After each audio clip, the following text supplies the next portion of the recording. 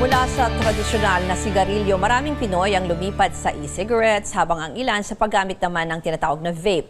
Pero tama at ligtas nga bang alternative ang mga ito sa paninigarilyo? Pag-usapan natin yan kasama si Dr. Maricar Limpin, Executive Director ng Action on Smoking and Health o ASH Philippines. At pwede rin po kayong sumali sa aming talakayan, i-post ang inyong mga tanong o komento sa aming Facebook Live. Magandang hapon po, Doc. Hi, magandang hapon, Ruth, and magandang hapon sa lahat ng mga nanonood sa atin. Briefly po muna, Doc, pakipakilala po sa amin yung grupo niyong ASH Philippines.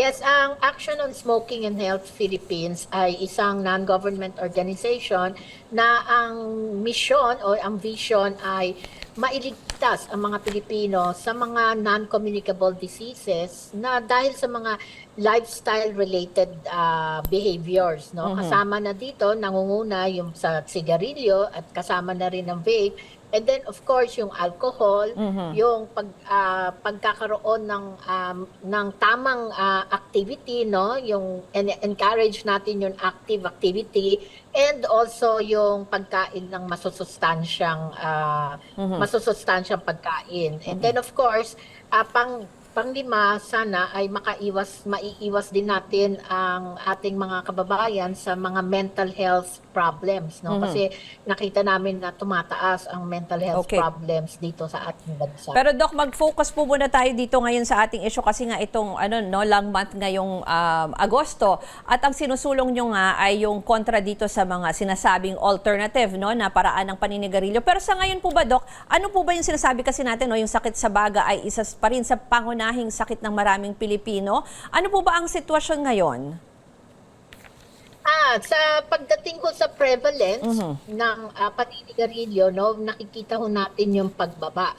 So, in fact, nakababa po siya sa mga 18.7% na lang po ng mga nagsisigarilyo. So, ibig sabihin po, ang number po ng mga naninigarilyo ngayon na Pilipino ay mga 14.4 million, no?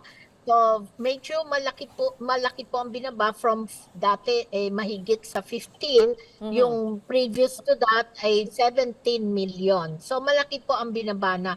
Pero ang medyo nakakatakot po, napapansin ho namin tumataas po yung prevalence o yung numero ng mga gumagamit ng vape products, no? Lalong-lalo na po yung mga kabataan, no? Napansin ho natin maagang-maaga pa, no? Mga 14% na po ng mga kabataan natin ang gumagamit ng vape. Yung simulan po natin itong diskusyon natin sa paggamit ng vape. Hindi kasi ako familiar din dyan. Ayan po ba ay pareho when you say e-cigarettes? Ano po ba yung mga klase ng iba-ibang mga tinatawag na ganyang alternative to smoking, to cigarettes? Okay. So, yes, yung pag-vape kasi parang parehas lang yan, no? Yung vaping, smoking, no?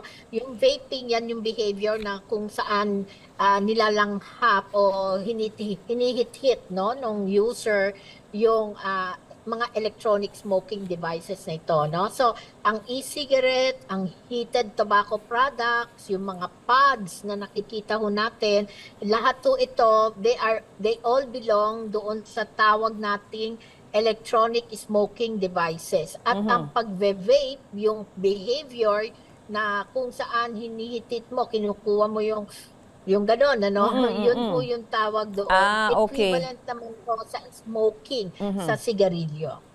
Okay. So yung binanggit nyo, ito naman po, ano naman po ang sitwasyon dito sa vaping? Kasi binanggit nyo kanina, maraming ang nakakabahala ay marami pong kabataan ang gumagawa na nito.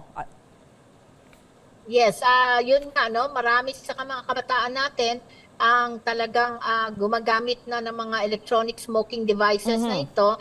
And ayon doon sa National Nutrition Survey na ginawa noong 2019, 44% ng mga gumagamit ng vape products na ito, yung mga nagve-vape, ay hindi man lamang naninigarilyo. So, alam mo, Ruth, no, kailangan maging matalino ang ating mga kababayan kasi ang ganda ng marketing strategy no mga kumpanya ng tabako at ng mga vape products nito. Ang sinasabi nila, less harmful.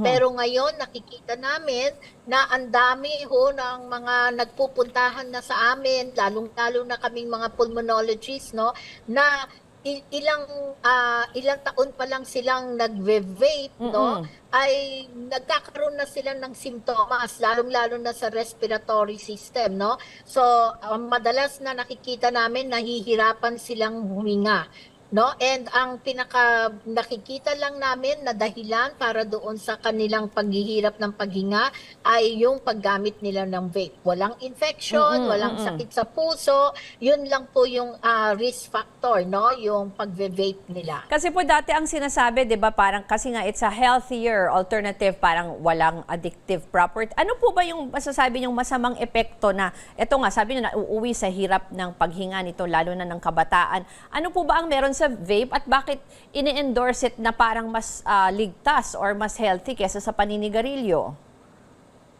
Well, yung pag-endorso nila ng ligtas o mas healthy ay walang walang basehan, walang scientific basis.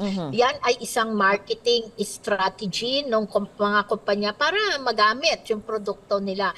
Pero sa mga pag-aaral ngayon, nakita na ang mga chemical na nakikita natin kadalasan sa sigarilyo, sa usok ng sigarilyo, yun din halos ang mga chemical na makikita natin doon sa usok ng mga electronic smoking devices na ito, mapa e-cigarette man o mapa heated tobacco products. Okay. And doon sa mga chemical na ito, kasama dyan yung mga chemical na proven na nagkukos ng cancer, mga chemical na nakakairita sa baga at maaaring magka-problema doon sa mga blood vessels natin. Okay. Kaya ine-expect natin na yung mga problema o sakit na nakukuha sa paninigarilyo dahil parehas halos ang chemical na nakikita sa usok ng mga e-cigarettes na ito at heated tobacco products, no, ay pwede rin nating ma-expect, no, doon sa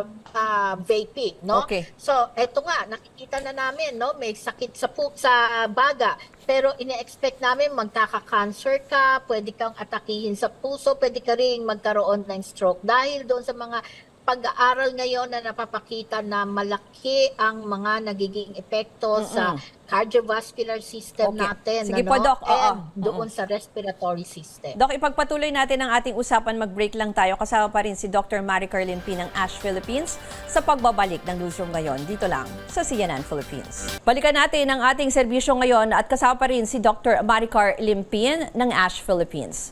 Pag-usapan natin ito namang inyo pong programa para mahikayat yung pagtigil sa paninigarilyo. Meron po kayong Stop and Gain, Quit and Win Tobacco Cessation Contest.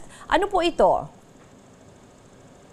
Ito po ay isang contest, no, na ino-offer natin doon sa mga kababayan natin na nakahinto na ng paninigarilyo at least 6 months, no? At least minimum of 6 months. So, ito ay open doon sa nakapaghinto magmula nung July nung nakaraang taon hanggang Abril ng taon na ito, no? Yung April 1 ng taon na ito. Dahil sa nung April 1 hanggang sa masaraho natin yung pagre-register nila sa October 31 ng taon na ito.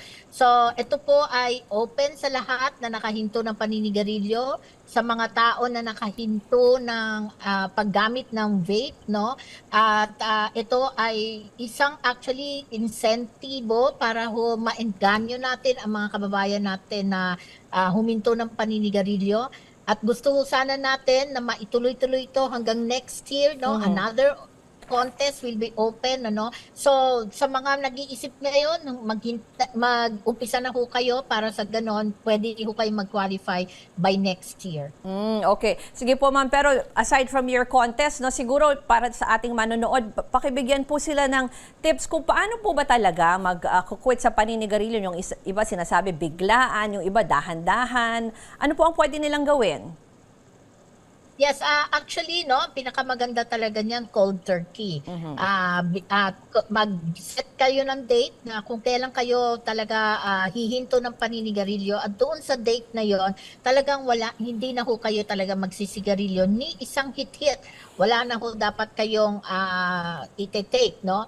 At ina-advise din ho sana natin na pumunta ho kayo sa mga smoking cessation program, no?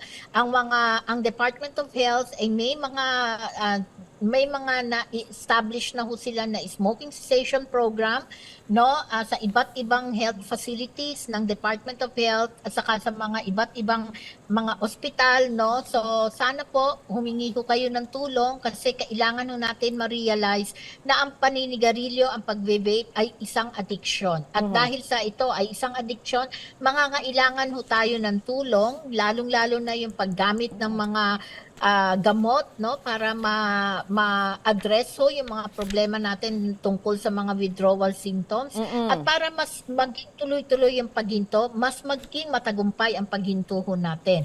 Doc, At opo. tandaan ho ninyo, ito lang po yung tanging paghihinto, yung pag-quit na kung Yes. saan ang isang tao ay mag-emerge as a winner. Doc, yung naisip ko lang yung mga, 'di ba may mga nicotine patch, may mga ganun po. Nag-work po ba yung mga ganyan? Oo. Yes, opo. Nakita ho namin, no, kami yung mga specialista sa baga, kami ho yung mas medyo involved ho, no, sa pagtulong sa ating mga kababayan na makahinto. At nakita ho namin na after 1 year, no, 70% ng mga kababayan natin ang successful ang paghinto ng paninigarilyo na hindi na sila kailangang bumalik. So, syempre, mas gusto natin, at mahigit pa sa 1 taon, no, mas magtuloy-tuloy. At dito sa smoking cessation program po namin, talagang from time to time, no, we get in touch doon sa mga tao para ho sa ganon ay Tuloy-tuloy nakikita yung namin kung monitoring. nananatili sila na nakahinto o hindi. Huli na lang, Doc, yung mga interesado po na maging bahagi nitong inyong Stop and Gain, Quit and Win Tobacco Cessation Contest, saan po sila ulit pwedeng tumingin ng information or kumontak po? Yes, pwede ho kayong tumingin o kumontak ho sa mga Department of Health regional offices, no? O kaya pwede ho kayong magpunta doon sa aming lines, no? Yung website po namin ash.org.ph o kaya sa Facebook po, Okay. Ash Philippines 2016. No, sa Instagram po meron ho kaming ash.philippines at saka email ho ash.philippines@gmail.com. Okay. Or tumawag ho kayo sa Lung Center, no, yung hotline ho ng Quit Smoking Cessation ng Lung Center para ho makapag-register ho kayo doon. Maraming pong salamat kay Ash Philippines Executive Director Maricar Limpian.